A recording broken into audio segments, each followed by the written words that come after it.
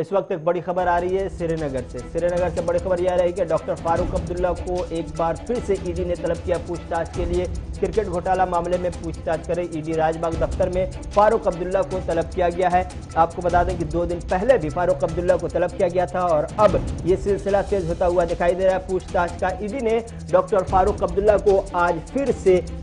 طلب کیا ہے پوچھ تاچھ کرنے کے لیے۔ کرکٹ گھوٹالے کا معاملہ جموں کشمیر کرکٹ ایسوسی ایشن میں گھوٹالے کا پورا معاملہ ہے، جس میں پچھلے 2 دن پہلے بھی پوچھ تاچھ ہوئی تھی، جس پہ جموں کشمیر کی مقامی پارٹیاں جو ہے جنہوں نے مذمت کی تھی اس کارروائی کی، کیونکہ پچھلے دنوں جو پارٹیوں کا اتحاد دیکھنے کو ملا تھا، جو الائنس دیکھنے کو ملا تھا، ایک ساتھ تمام پارٹیاں جو مین اسٹریم کی پارٹیاں جموں کشمیر کی ایک پلیٹ فارم پر آئی تھی، آرٹیکل 370 کو لے کر متحد ہوتی ہوئی دکھائی دے رہی تھی۔ اس کے بعد سے یہ کارروائی اپنے آپ میں اسے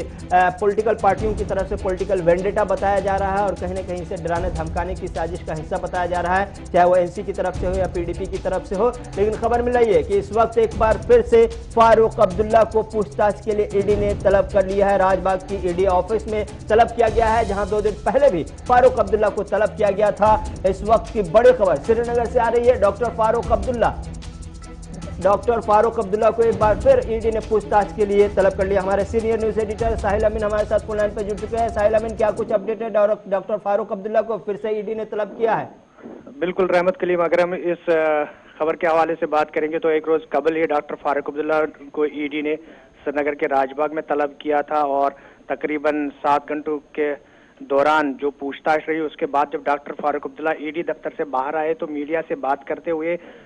صاف طور پر ڈاکٹر عبداللہ نے اس بات کا اظہار کیا کہ وہ کسی بھی چیلنج کا سامنا کرنے کے لیے تیار ہے، جہاں پر ای ڈی چاہے جس طریقے سے چاہے وہ پوچھ تاچھ کر سکتی ہے اور پوچھ تاچھ کا سامنا کرنے کے لیے ڈاکٹر فاروق عبداللہ بالکل تیار ہے۔ لیکن اس کے ساتھ ساتھ انہوں نے اس وقت میڈیا کے ساتھ بات کرتے ہوئے یہ بات بھی کہی کہ جو گفتگار ڈکلیریشن ہے، یعنی اس کے بعد جو عوامی اتحاد بنا ہے، وہ اتحاد اپنے طریقے سے کام کرے گا اور اس اتحاد میں جن باتوں کو رکھا گیا ان باتوں کو آگے لے جانے کے لیے اگر انہیں سولی پر بھی چڑھنا پڑے گا تو وہ اس کے لیے بھی تیار ہے۔ بات ظاہر سی ہے کہ ای ڈی اپنی طریقے سے کارروائی کر رہی ہے کرکٹ گھوٹالے کو لے کر، لیکن فاروق عبداللہ کی جانب سے اس بات کو صاف کیا گیا ہے وہ اس چیلنج کا سامنا کرنے کے لیے تیار ہے۔ اس کے ساتھ ساتھ اگر ہم اتحاد کی بات کریں یا سیاسی لیڈران کی بات کریں، عمر عبداللہ، محبوبہ مفتی، سجاد غنی لون اور دیگر جو اس اتحاد میں شامل ہیں، انہوں نے اس کارروائی کو سیاسی انتقام گیری سے جوڑا ہے اور کہا ہے کہ یہ ایک منظم سازش کے تحت اس وقت یہ کارروائی کی جا رہی ہے، جب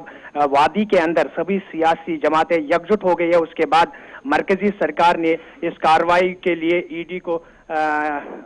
تیار کیا ہے اور اس کے ساتھ ساتھ جس طریقے سے بھارتیہ جنتا پارٹی کو یہ اتحاد خوف کر گیا، اس کے بعد ہی ای ڈی اپنی کارروائی کرے، لیکن ای ڈی کا اپنا کام ہے، وہ اپنے طریقے سے کام کر رہی ہے۔ فاروق عبداللہ اپنے طریقے سے اپنے آپ کو ڈیفینڈ کر رہا ہے۔ اس وقت بھی ای ڈی دفتر راج باغ سری نگر میں وہ موجود ہے اور ان سے پوچھ تاچھ اس وقت جاری ہے۔